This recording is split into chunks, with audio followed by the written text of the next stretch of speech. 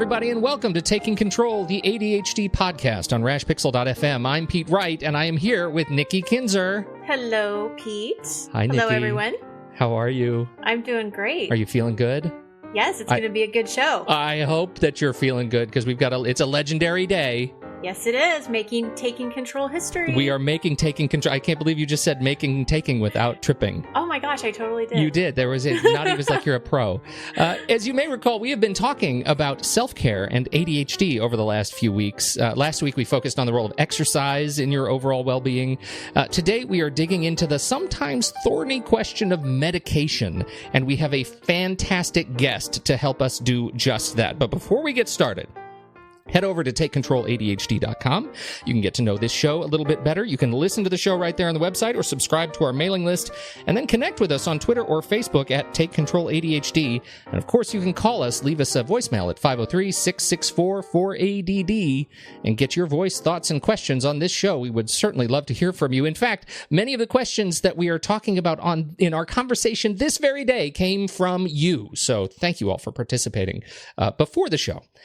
Our guest today is Laurie Dupar. She is a senior certified ADHD coach and a psychiatric nurse practitioner, and she is here to lend her expertise to help us unpack this topic of medication and the ADHD brain. Laurie, welcome to the ADHD podcast. Thank you, Pete. I'm excited to be here. Hi, Nikki. Hi, Laurie. Thank you so much for being here.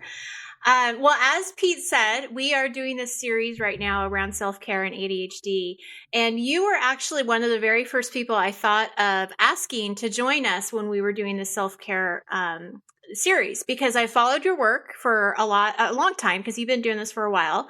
I've heard you talk about medication in the past, and I thought you're going to be the perfect guest for our listeners. And I'm thrilled that you're here to share your expertise. Thank you. Thank you so much. I'm happy to be here. Well, to get started, I kind of want to go from the perspective of somebody who is just newly diagnosed, somebody that maybe just got the diagnosis and they're not really sure what to do with it. What would you tell somebody, or how would you prepare for them for that first doctor's appointment or that follow-up doctor's appointment after getting the diagnosis, and they start to talk about medication? Mm-hmm. Well, I think first, Nikki, actually, it's sort of amazing for a lot of people to realize sometimes the diagnosis is made and the medication is prescribed in a very short amount of time. So we're really talking about a lot of information that people are trying to absorb. And also, that says that they're trying to figure out how this changes them, or does it change them, or what does this mean, what doesn't this mean, really in a short amount of time.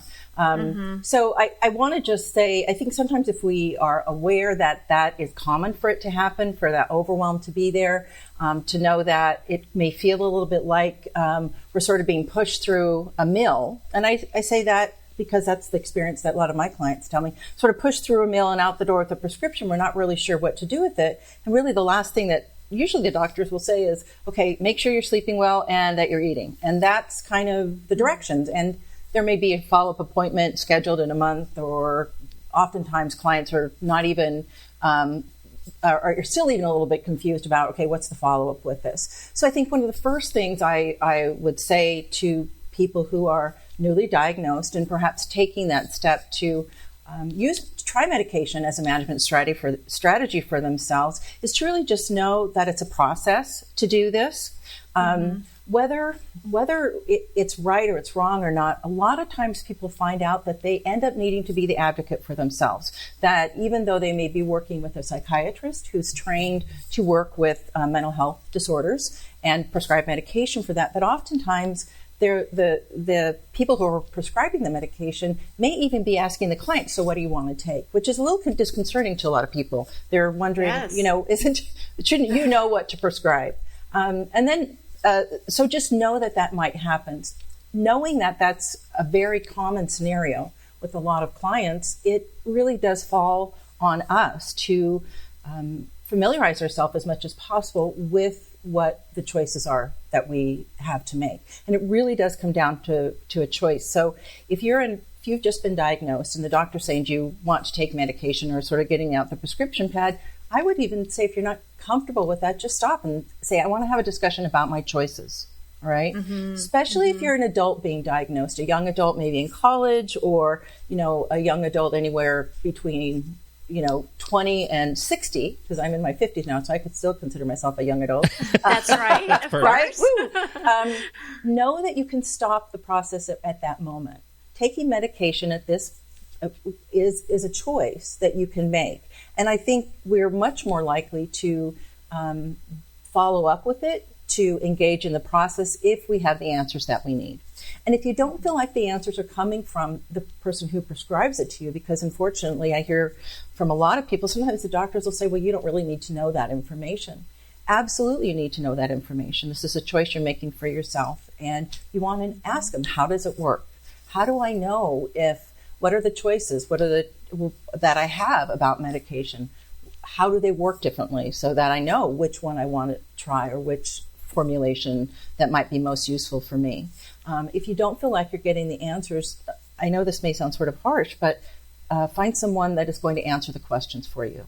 This is one of those situations where you want to be working with someone who is especially patient with the process and really understands that this is a process of you and them working together to find the right medication that works for you, that provides the most benefit for you, and hopefully not a lot of side effects. I love how you say it's a choice, because I think that sometimes clients will go into the doctor's appointment feeling like they just have to take whatever the doctor tells them. You know what I mean? Because it's like they're kind of this authority figure. You have to trust them. And I'm really glad you kind of bring that back to, well, wait. If you have some hesitation, get your information, get the facts, and then you can come back and make a decision. That's really great. Yeah, it really is. And I a lot of what I do, I have classes on ADHD medications, and the reason is because I realized that this was happening for most people. When I hear that a patient or a client is very satisfied with their prescriber, their medication's working for them, it's really sort of more of a rare case than not. That is so sad. It is very sad. Oh, my goodness. And these are individuals that are the ones that we expect to have the expertise. And so when someone's trying to make a big decision about themselves, when they're trying to take in new information about their health status or their mental health status, you really need somebody that is able to work with them and understands, because there's a lot of misinformation out there on ADHD medications, and a lot of it can be very scary and misleading. Well, Laurie, I have a question about that, actually. And this is a specific question that came from a client. She said, or she's asking, I once heard an ADHD expert say that people on stimulant medications should give up coffee, that the medication would somehow not work as well if you were caffeine dependent. Is there any truth to this? Sort of an interesting question. There is definitely a relationship with caffeine when you're drinking caffeine and you're taking stimulant medication specifically. And I say a relationship because they do tend to affect one another, and the reason is because caffeine also stimulates our dopamine in our brain. So what typically happens, especially when you're a young adult or a young adult being diagnosed, is, remember, you've always had ADHD. What's happened is that you've been compensating for it, and then at some point, what you were doing to compensate wasn't working, whether that's because there was a change in your environment, change in what was expected of you, whatever. But during that time, most people may not even realize that what they were doing was trying to compensate for that decreased amount of dopamine available in their brain. And one of the things that is highly available to us is caffeine. In the coffee form, it might be in tea. Green tea is very popular, and all of our energy drinks that everybody's drinking, right? So what happens is, because the dopamine increase that happens when you drink coffee is not equivalent to the amount that you would get specifically and particularly in the medication format. People might have been drinking quite a bit of coffee prior to being diagnosed and also being put on prescription medications. At that point, what happens is that they oftentimes sort of potentiate each other. What I mean by that is that if people are drinking caffeine, and usually it's more than, some people are really sensitive, it could be even just 1 cup, in addition to their medication, sometimes it makes them feel more activated, more not activated in a way that makes them feel agitated, right? Yeah, frenetic, uncomfortable. Yes, it's feeling, uncomfortable. Yeah. And what I love about this question, so it could be 1 cup for somebody, it could be 4 cups for somebody else. Typically, when the person is on the right dose of the right dose of medication, the right type of medication, is they just don't feel a need to drink coffee or caffeinated coffee. They just sort of, it just really sort of sloughs away. They may have 1 cup because they just like the taste in the morning. But the challenge, what oftentimes is happening is that the prescriber isn't asking them, how much caffeine are you drinking? Right. I was just going to ask that. Yeah, that's not a common question, no, I'm sure. They don't. I ask it because it tells me a couple things. If someone is on medication and drinking a lot of caffeine, it's telling me they're not getting what they need out of their medication because they're still trying to supplement. And in fact, I'll tell you a story about a gentleman. I was doing a talk at one of the conferences, and he was a gentleman around maybe 50s, late 50s, and he came up to me and had been listening to my talk, and he told me the medication he was on, and I think he was on Adderall, which is a common medication for ADHD. And he said, but I'm also doing 8 shots of espresso a day. And I was just, I just stood back and, right, I'm up here in Seattle, so I'm in sort of the land of the coffee, right? And yes. I also am a nurse practitioner, so I was thinking, my first thought was, how do you afford it? The second was like, how does your stomach stand it? Because that's like gut rock, right? In your stomach. Mm-hmm. And I was looking at him like, are you not just like jumping out of your skin? But I calmly said to him, you may want to look at your dose of medication because it seems like you're trying to increase that dopamine with the espresso shots. And you may want to take that back to your doctor and just go try and increase that. Just check that one. Yeah. So I did hear, again, my head was spinning. And how do you drink 8 shots of espresso a day?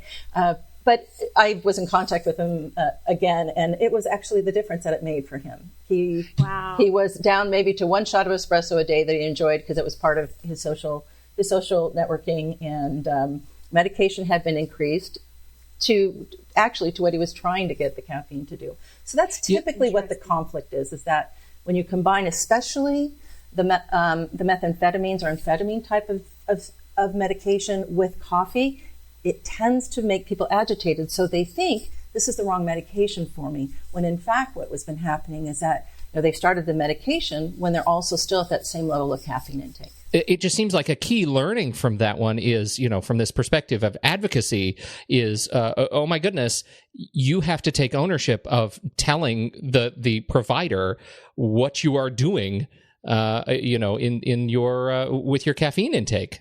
Yeah. And the thing is that people don't know that. And it seems sort of a silly point that we would have to go in and say, oh, and by the way, just in case, because I know it's important, this is what my caffeine intake is. Oftentimes they're not asking, how are you sleeping? They're just telling you, make sure you're sleeping, right? Yeah. And most people don't sleep, medication or no medication. I was just going to say that when you said that, I was thinking to myself, how many clients I have that have sleeping problems. I mean, that's a terrible thing to say. Yeah, no, it's the truth. And the fact is that next to medications, this has been my experience, medications can be highly effective. Again, it has to be finely tuned to you. It takes working with a prescriber that understands that it's a process to find that, meaning you might have to adjust dosages or different kinds of medication. But the second biggest lifestyle, taking care of yourself piece, is actually getting consistent sleep. Sleep. And that's surprising to people. Most prescribers are not asking about that when they're prescribing the medications. I want to ask you, because I had a client recently who has been diagnosed for a while, but she decided to try medication for the first time because she had not been on it up until this point. And I was working with her and I asked her to kind of follow up. So how do you feel it's working? Is it working for you? And she was just, I don't know, Nikki. I have no idea if this is working for me or not.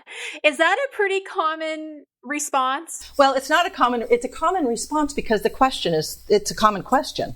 So how's it going? How's it working for you? And that's the question that professionals are asking. And it is a big conundrum, just like your friend said, I don't know. What am I supposed to know? I don't know. Is it working or is it not working? People tend to be on the lookout, almost hypervigilant, for if it's not working. If their body is just, and their brain is simply adjusting to it, if I have a headache, am I sleeping, am I eating right? Those things that we're sort of warned about as we walk out the door. But what happens is most people don't know, how do I know if it's working? And providers or prescribers, I should say, are not necessarily asking it. So some of the things that might be surprising, how you know the medication is working, sometimes it's just asking the questions like, I don't really know. Because if you're not getting negative side effects from the medication, you might be at least sort of in the right ballpark with the right medication and the right dose for you, because you're not getting the negative side effects. So not knowing if you're experiencing something doesn't necessarily mean it's the wrong medication for you, right? The next is that most people find, and I hear this with adults, they feel a sense, they're not really sure what's different, but there's a sense of increased productivity. And what I mean by that is it might be that, for instance, college students may just notice that they're actually able to stay longer at studying, or they're able to sit longer when they're trying to write a paper or something like that. Or some adults might notice that, wow, I'm not getting up and down as much from my desk or that I used to be. So there's an increased sense of productivity, whatever that means for each person. The other thing is that people almost expect that they're going to experience an increase in energy, because we have this sort of odd notion that when we're talking stimulant medications, that it's stimulating our body, which is not true. It's stimulating the dopamine in our brain. I actually like to call them dopamine boosters rather than stimulant medications. So people just start to feel a sense, they feel more energetic, their mood might even lift, their anxiety goes down, which again is sort of counterintuitive if we sort of think about sort of the old-fashioned way of understanding what these medications do. But because people are now able to focus more on the things that they want to, that may or may not have been as interesting, which is why we get distracted, now they're getting things done. So they feel better about it. They are actually sleeping better. And whether that's because, and again, it's got to be the right dose at the right timing, but they're sleeping better. And I just honestly think it's because they're feeling like they're doing stuff during the day. I'm getting it done. Yeah, I'm living my life. In control. It's exactly right. Yep. Yeah. You know, I had a college student once that when you were talking about that, it reminded me of a story that he told me, is when he first started taking his medication. And of course, I'm asking as a professional, how's it going? How's it working for you? And one of the things he said to me was, I couldn't believe it. On Saturday, I got all these errands done, and I actually went to the store and bought batteries. Yeah. Right. Yes. You know, yes. He had been procrastinating on this for so long, and he finally did it. And that was like his biggest win, you know? Yeah. And it's like that. And I'm so glad you gave me the opportunity to say, this is what you notice if you're on the right medication and the right dosing. You will notice this increased sense of productivity. The other, and I think there's somehow this myth that it's, you know, when you're on the right medication, when you start ADHD medication, it's a little bit like the parting of the Red Seas, right? Like, or the lights just go on. For some people, it is like that. It's like a fog lifts for them, like a veil is totally pulled off. You know, like there's this clarity that they haven't had before. But for a lot of people, it's much more gradual than that. So I actually have a tool, and I'm happy to share it with your listeners, that helps people track their medication, that helps them track what dose they're on, what amount they're what medication they're on, what dose they're on, when they're taking it, and then actually sort of rate, okay, how would I rate my ability to concentrate, my distractibility, my ability to stay on task? I even have blank areas there. So people, because usually people are trying to, there's a couple of areas that they're wanting to address. Sometimes, I remember one client I was working with, she was wanting to write a book, and it was very important to her to do this. But her frustration was that because of her ADHD, she would work on it one day and then she would go back the next day and she couldn't remember what she wrote.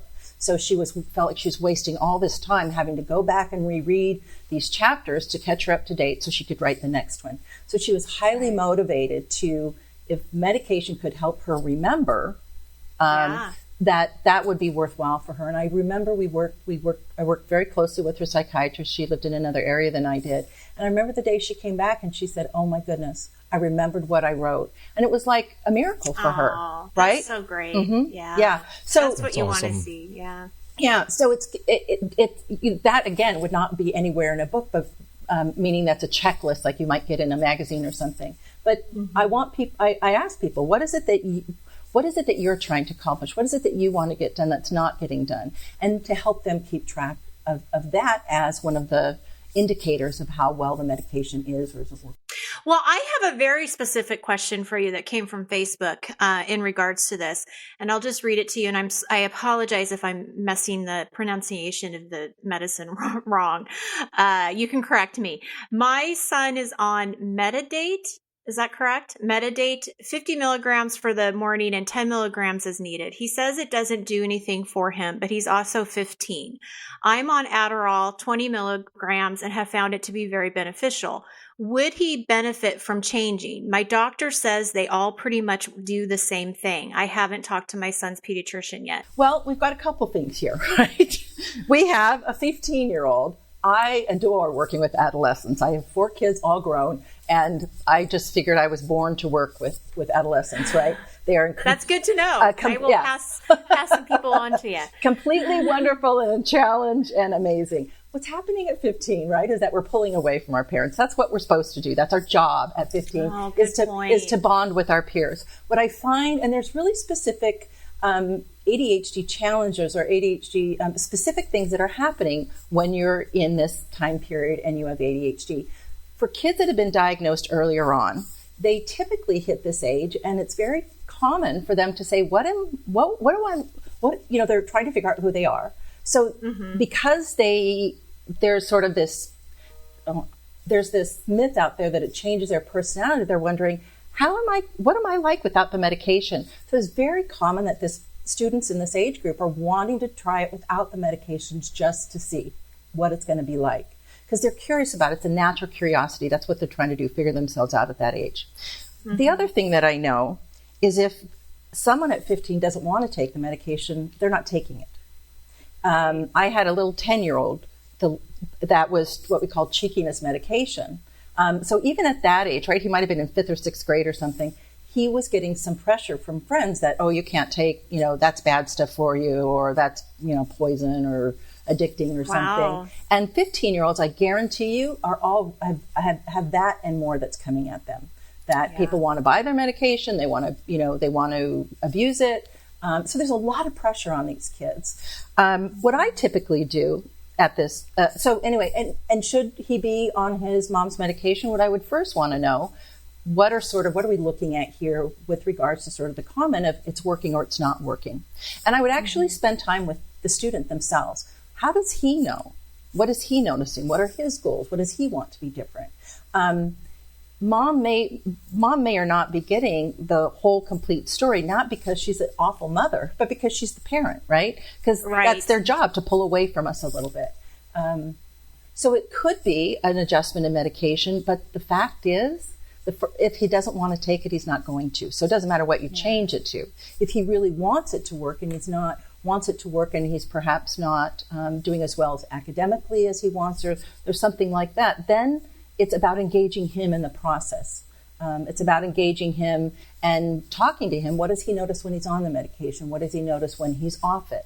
What is it that he would like to be different? Would he like to try a different medication to see if it helps him to reach some of the goals he has? Would he like to go off medication? And when I say going off medication, and I do this with clients who want to, and of course their parents are aware of it at this point, is we sort of do it as a science experiment. I will ask them, how will you know if this is working or not for you, right? How will you know if you want to go back on the medication? How will you know if you want to stay off the medication? What are sort of the non-negotiables here with regards to maybe what's happening in the family, those sorts of things. So whether or not medications do not work the same for everyone. Genetically, it's more likely that the medication that works for biological relatives it's going to be similar, that it's going to work similarly for them. However, that's not always true. So in this particular case, medications do not work the same for each person, and 20 milligrams of Adderall is different than 50 milligrams of Metadate, and an extra 10 if he wants it. It's a little bit like apples and oranges, but some people are allergic to oranges, and some people like apples better. So what I'm hearing from you is she needs to maybe just get a little bit more curious and ask some more questions to her son, and really probably talk to the pediatrician as well too, and dig in a little deeper of where he's coming from.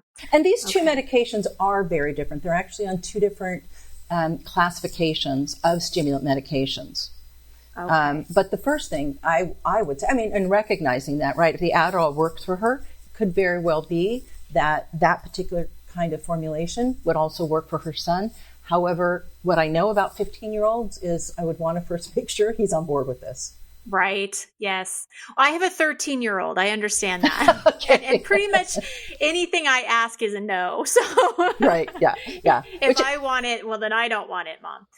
Right. Oh, yeah, exactly. So this is, these are the whole fun things that, life throws at us. And he's 15. So I have another question about the effectiveness long term. I had a client ask me, he was told by his doctor, pretty much take the medication during the week, but if you don't have to take it on the weekend, don't. And he was a little baffled by that because he's like, what do you mean?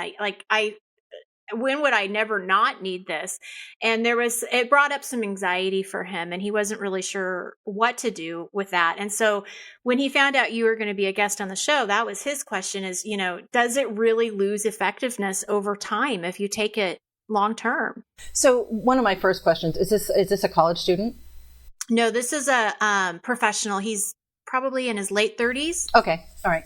Yeah. Some people, this is the other sort of, these are other factors of how much ADHD medications are individualized to the person. There used to be sort of the old school was that you only take it during, when you need it, like academically. And so you would vacate your medication holidays, don't take it on the weekend, don't take it during summer breaks, things like that. What we're now discovering is that medications work best when they're taken consistently. And it's sort of not like the medications work. Actually, what happens is the individual experiences more success, more consistency in success when it's taken consistently, meaning every day, right? It just makes sense. Having said that, I do have some adults who will take the medication only on the weekends because their problem is not the job that they're doing. They love their job. They're activated by their job. They're enthusiastic about it, but they're just having a heck of a time getting that honey-do list done, right? So that's what they might have been coming to see me because their goal was to get that honey-do list done for the relationship. Does it affect long-term? There's also a sense that if you need to take medications for a long time, that your body develops sort of a tolerance to it, or it's not going to be effective.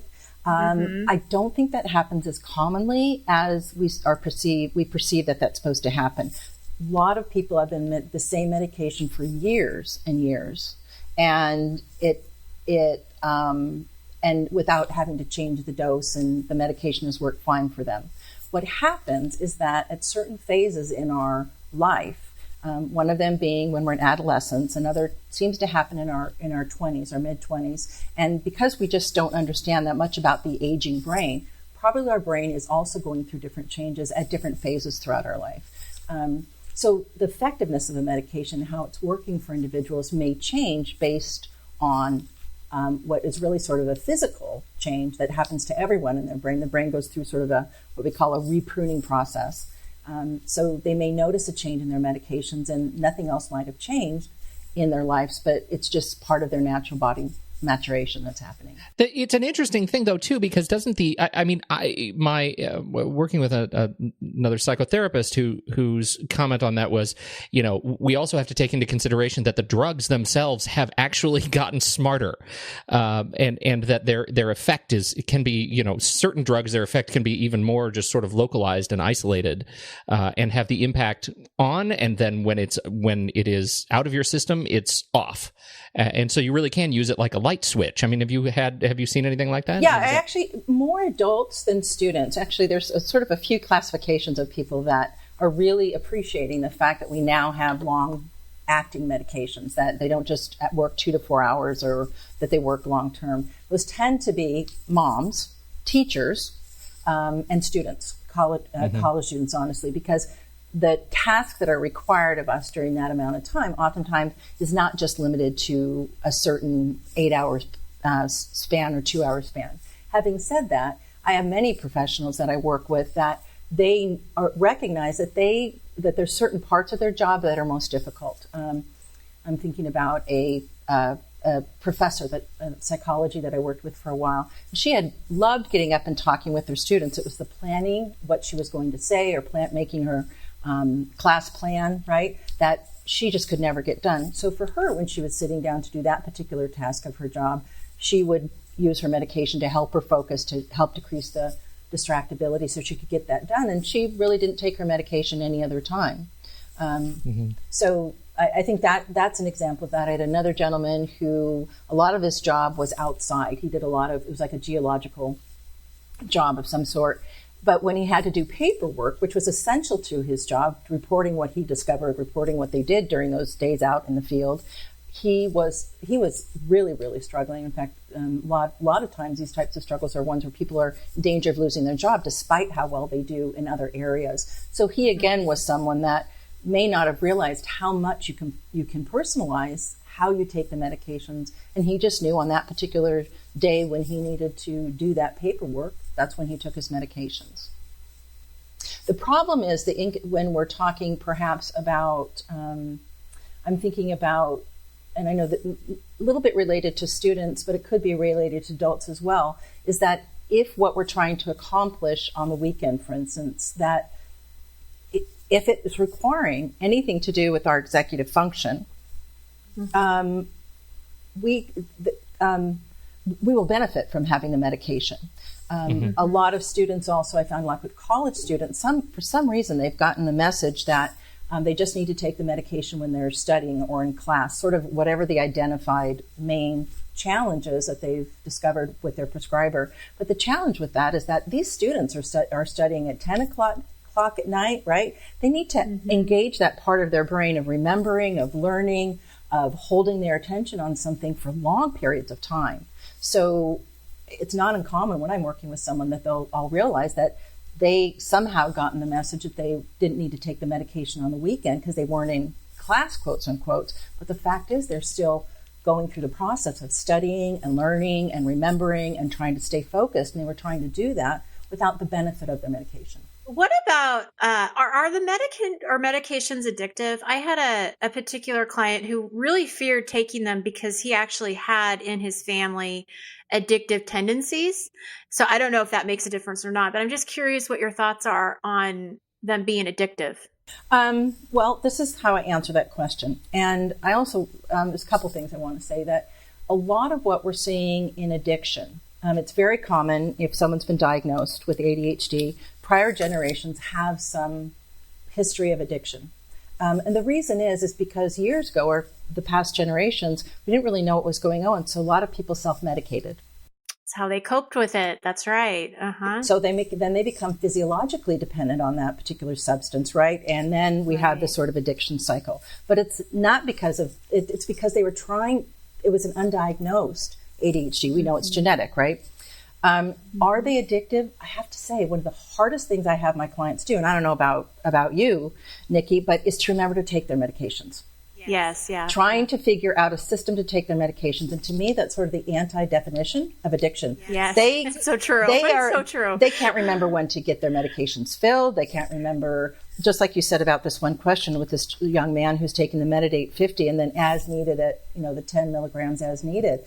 That as needed is rarely taken. And that is not what an addict does. An addict is thinking, okay, I took my medication. When can I take my next one? Or maybe I'll just take it along with this one. That is not happening with our clients. They can't remember to take their medication. I also had a question from a client about just ideas on navigating the healthcare system, especially when you're first diagnosed. And what I thought was really interesting about this is he was talking about all the loopholes and the steps. And these details are so hard for somebody with ADHD to wrap their heads around. Any advice on how to get through that piece of it? Yeah, I actually have a term for that. I call it the PMS, prescription medication syndrome. Oh, so true. People go, what? I know, prescription medication syndrome. It is this nightmare of that. It seems to be very unconducive to the direct challenges that somebody is trying to treat with their ADHD. The fact that we need to be just, a few days ahead of getting our prescription refilled. And sometimes that entails calling our physician, calling the pharmacy. I think that for each person, there's 2 or 3 days in the month that they're off their medications because, again, this prescription medication syndrome, there's that lapse between, oh my gosh, that was my lapsed pill, and I need to get this refilled, right? So I'm trying to think how to say this, what the other challenges are. It's so difficult. I oftentimes wonder, what do people do that don't have a medical background? I myself was just trying to get some medications filled, and I was thinking, this is ridiculous, right? This is ridiculous. And it unfortunately is one of those things where, again, we have to sort of self-advocate for ourselves and recognize that we need to do that, and we need to ask questions. I am a big believer in, especially because getting the medications refilled seems to be one of the hardest problems, along with remembering to take it, is to set up different systems or structures for yourself to do that. Typically, I find that if they think they're going to remember to take it, which doesn't happen, but I find that associating it with something that you normally do every day is a good habit. I had one gal that said, and I hope this isn't too much information, but she said, yeah, what I do is I put it on a shelf right in front of where I sit on the toilet every morning, and then I see it and I know I'm going to take it, right? Another person, that's right. She goes, that's like tiny habits I'm like, in a nutshell. Right. I'm like, there. Whatever it takes. Other people tape it to the coffee maker because they know they're going to head there. Right. Set alarms for yourself so you remember to do it. The same is true for getting it refilled, is to set an alarm that goes on. And phones, it's one of the things I really like about the iPhone, is you can actually set alarm for yourself that goes off. And if one doesn't do it, set it on multiple times to make sure that you're getting your prescription filled. It's the hardest thing for them to do. Well, and this particular person that asked this question was saying that he was in a different state doing something. I don't know if he was visiting family or something, and he couldn't get the medication from that state. I mean, it was just a big mess. And they took the little piece of paper right out of his hands and said, I'm sorry, but we got to take it. Yeah. Crazy, right? Gosh, it makes you feel terrible. And then the other thing that is so, unfair. It makes me actually very angry when I hear that this happens to people, is that they'll oftentimes feel like they get sort of a suspicious look from their pharmacist. Yes. Right? Like or if you're an adult, why are you taking this? This is a medication for a child. And it is, if I could get a bunch of pharmacists, I'd love to do that. I mean, what a terrible thing, right? Here you are, you're trying to follow the rules. It's probably a new diagnosis for you. There's probably struggles along there anyway. You're just trying to get your silly medications filled. Nobody looks at you like that when you walk in with high blood pressure medication and, and maybe what you need to be doing is out jogging or something. But there is so much stigma about this, and it's so unnecessary that people have to go through that on top of, right, I would be like cheering, yay, you're here to get your prescription filled. I was just going to say, the pharmacist should be congratulating you for even showing up. Well, for showing up on the day you need it when you hadn't run out yet. Well, and then they're living with that shame and guilt, and they don't need that. They've got other areas that they feel shame and guilt about. The last thing they need to worry about is the medication to help them. Right. Yeah. And how in the heck did shame and guilt get in this thing anyway? Right. This is. I know. Yeah. This is not this is a genetic disorder. It's no different. If who feels shame and guilt if for whatever reason in their family they have a cancer gene, right? We look at it, we go, let's take care of that. Let's make sure, let's be proactive with it. And where people are cheered on for that. They're not looked at like there's some sort of, like something's wrong because they have this variation in their genetic code. So it's very, very frustrating. Well, and it's interesting because one of the first things I'll tell people, especially when I first start working with them, is, we do this educational piece, right? As coaches, we talk about ADHD and how it affects you. And one of the things I'll say is, this is not your fault. And I can't tell you, it gives me chills just to even say it.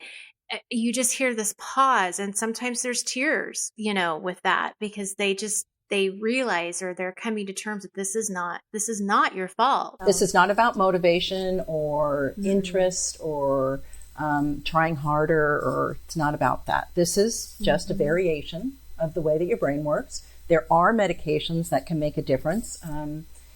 If you want, they're possible to try. They can help, but we need to be our own advocate. We need to find sources of information that feel right for us. And I say that because I think most people in their gut know if they're being led down sort of a path of misinformation. So talk with people who know, who can provide answers for you, and just know that that's part of this sort of, I don't want to say game that we're playing, but part of the diagnosis. Well, I look at it as a puzzle, really.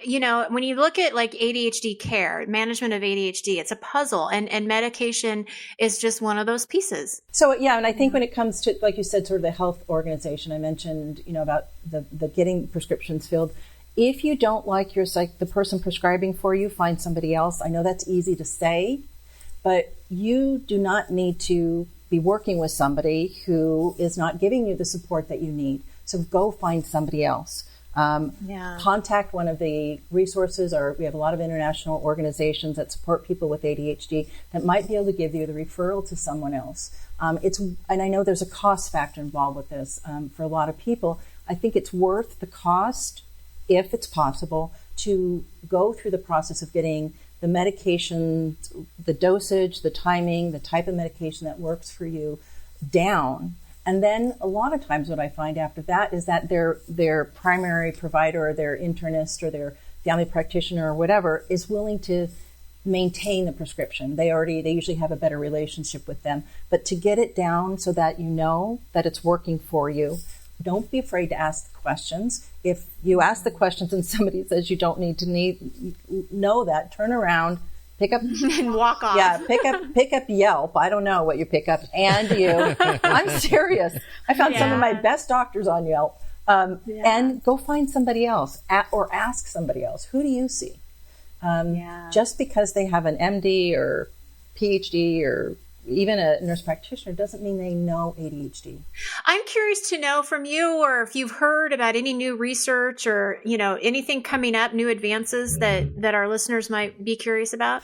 It's sort of this interesting thing. Most people, it seems like there's a sense that, this whole ADHD thing is new.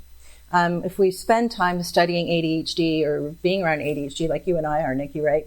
We know that this is a behavior. This has been identified hundreds of years ago. We've seen it in the literature. Medications for ADHD actually came out around the 1950s. That's when the first stimulant methylphenidate came out, at the same time that Tylenol was. And if you kind of consider that, it's like, wow, okay, so we've been studying them for a long time. So whenever people are saying we don't know a lot what the long-term effects are of this, I'm like, goodness gracious, these have been out for 65 years and have been studied ad nauseam. I can't say that word. You know what I mean?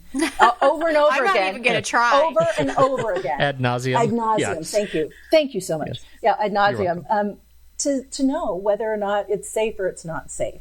And even in that time, 65 years, and think about this, like the treatment of cancer, the treatment of depression and all that. In all those years, we really haven't found too many differences in our new medications that make a bigger difference in what we've already had. You had the methylphenidate that came out, the Ritalins. Then you had the amphetamines, like Adderalls. Then what really started to change, then you had the formulation of them, how they were packaged is how I put it, how they were released in a person's body. They're pill form, liquid form, patch form. Those things started to change. But again, the active ingredients have not changed that much. We've added some other medications like guanfacine that actually works similar to blood pressure medication that a lot of kids anyway who have sort of an anger, impulsivity, it's prescribed for them often, but not as a primary medication for ADHD, but secondary. We have a non-stimulant that is really just a remake of a antidepressant that was popular in the 1950s or so. And because I don't think the medications got smarter, but the people creating them got smarter, so they were able to clean it up. There's less side effects, but really it's not a new medication. But what they found when they were using this particular medication for persons with depression or anxiety, that some of their ADHD symptoms were also improved. And we know how commonly those three different conditions go together. Coming up, it seems sort of a little bit of the same thing, a little bit of tweaking of this, different changes in administration that we haven't had.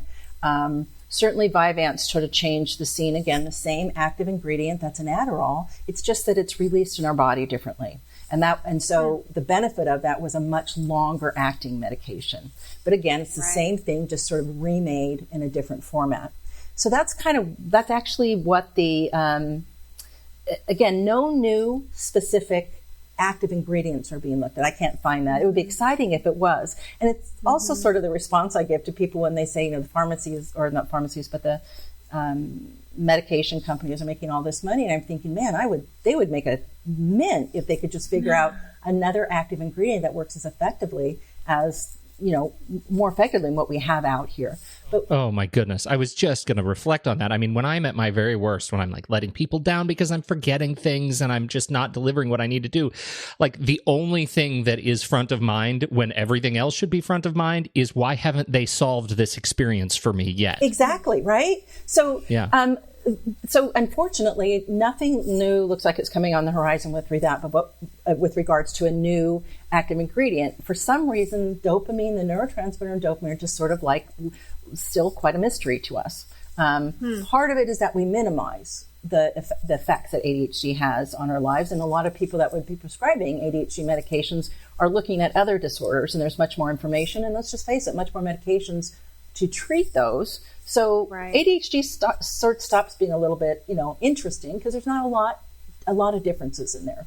Having said that, we certainly know that the extended, the medications that have an extended release have really made a difference for folks. No longer do we have to sort of try and remember to take the medication.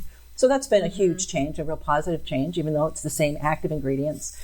But one of the most interesting things I was reading about is that they're trying to come up with a medication, or I don't know which companies they are, but there's some medications trying to be reformulated, but again, the same active ingredients, but you can take at night so that when you wake up in the morning, you actually have it's already started to work. So you're waking up with your you're already like ramped up. So your brain is already a little bit turned on. I mean, right now a lot of people do that by, setting a couple different times on their alarm and taking their medication and then falling back to sleep. Waking and then, back up, right. Yeah. But that's it's kind of novel, I think. Wow, okay, taking it at night.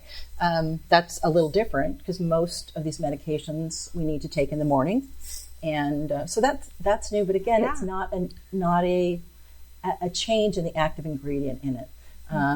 By any means. It's just really still playing around with some of the stuff we already have. Well, that is great information. I had no idea. Half of the stuff you've talked about, this has been so new for me. Medication is not something I focus on because I don't know a lot about it. So I appreciate you so much being here today and sharing this information with our listeners. I know we covered a lot, but I fear that there might still be more questions out there. Where can people find you and reach out to you if there are more questions? Yeah, great. People can find me. They can go to my website at what? I can be found. I can be found. You can Google me, but you can go to my website, probably the most direct, coachingforadhd.com. If you want to email me, you can email me at support@coachingforadhd.com, and we will get back to you as soon as possible. So just remember Coaching for ADHD and you'll find me. Well, and in our show notes, we will have your full bio and all of those other places too, Twitter, Facebook. I know you're on a lot of social media stuff too. So. And I want to say, one of the things that I do teach in my training program, I have a coach training program now that is about medications, just so that we have the information. It's not about prescribing, it's not about diagnosing, but it's saying this is information that is going to be helpful for us to be able to help our clients, and it's really geared towards individuals just so that they understand how their medication works, because they are the ones that are at choice with this, and the information is not out there.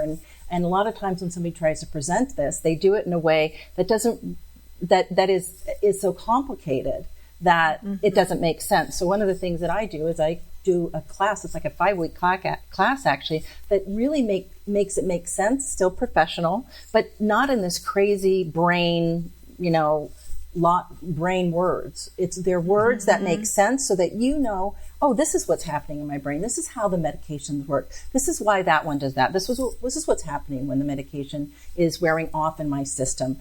all of those things. I help people understand so they can make a educated choice, what's right for them or right for a loved one. Well, I think you're you're filling a need there, definitely, because the information is not out there, and that's fantastic. This is wonderful information, Laurie. Thank you so much for taking the time. And we said this was going to be a legendary episode. I think it certainly is legendary in length for us. This was just a nonstop, awesome kind of roller coaster. I hope people get a lot out of it. But you're also our very first guest. Yay! Which is awesome. Yay. I'm so Need excited. a plaque. I want a plaque. I want a little plaque. You should have a plaque. Yes, that's right. This has been just terrific. So thank you so much for taking your time and joining us. My Laurie. pleasure. What a lot of fun for me, Pete and Nikki. Thank you so much. Fantastic. Well, this has been great. Thank you, everybody. Once again, Take Control ADHD, subscribe to the show. And, it really helps others find the show if you take your time, just a minute, head over to iTunes and leave us a kind 5-star review. That helps others who need help and support with their ADHD to find out all of these great resources like our conversation today with Laurie. So on behalf of Nikki Kinzer and the great Laurie Dupar, I am Pete Wright, and we will catch you next week on Taking Control, the ADHD podcast.